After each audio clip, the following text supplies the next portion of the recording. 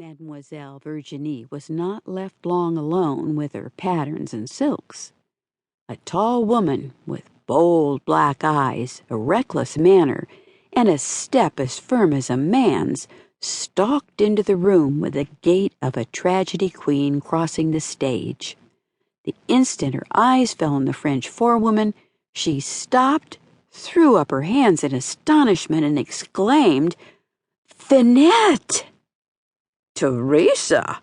cried the Frenchwoman, casting her scissors on the table and advancing a few steps. "Hush, call me Brigida." "Hush, call me Virginie."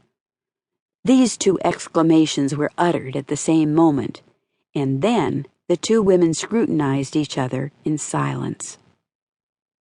"How in the name of heaven have you dropped down in the world as low as this?"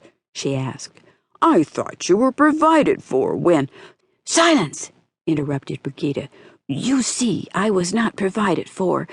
I have had my misfortunes, and you are the last woman alive who ought to refer to them." "Do you think I have not had my misfortunes too since we met?" Brigida's face brightened maliciously at those words. "You have had your revenge," continued Mademoiselle Virginie, coolly turning away to the table and taking up the scissors again. Brigida followed her, threw one arm roughly around her neck, and kissed her on the cheek. "Let us be friends again," she said. The Frenchwoman laughed. "Tell me how I have had my revenge," pursued the other, tightening her grasp. Mademoiselle Virginie signed to Brigida to stoop and whispered rapidly in her ear. The Italian listened eagerly, with fierce, suspicious eyes fixed on the door. When the whispering ceased, she loosened her hold, and, with a sigh of relief, pushed back her heavy black hair from her temples. "Now we are friends," she said, and sat down indolently in a chair placed by the work-table. "Friends?" repeated Mademoiselle Virginie with another laugh. "And what are your plans, Brigida? You must have projects. What are they?" "Look at my figure," said Brigida, placing herself in an attitude in the middle of the room. "What do you mean?" "That my present project is to try if I can make my fortunes by sitting as a model for Minerva in the studio of the best sculptor in Pisa."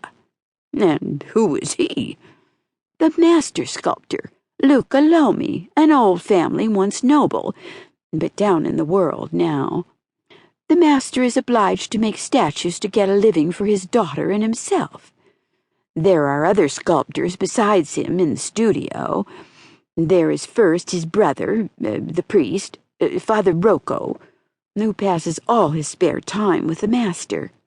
He's a good sculptor in his way, has cast statues and made a font for his church, a holy man who devotes all his work in the studio to the cause of piety." "Bah! We should think him a droll priest in France." "Wait, there is a third sculptor in the studio, actually a nobleman. His name is Fabio d'Ascoli. He is rich, young, handsome, an only child, and little better than a fool. Fancy his working at sculpture as if he had his bread to get by it, and thinking that an amusement. Imagine a man belonging to one of the best families in Pisa mad enough to want to make reputation as an artist.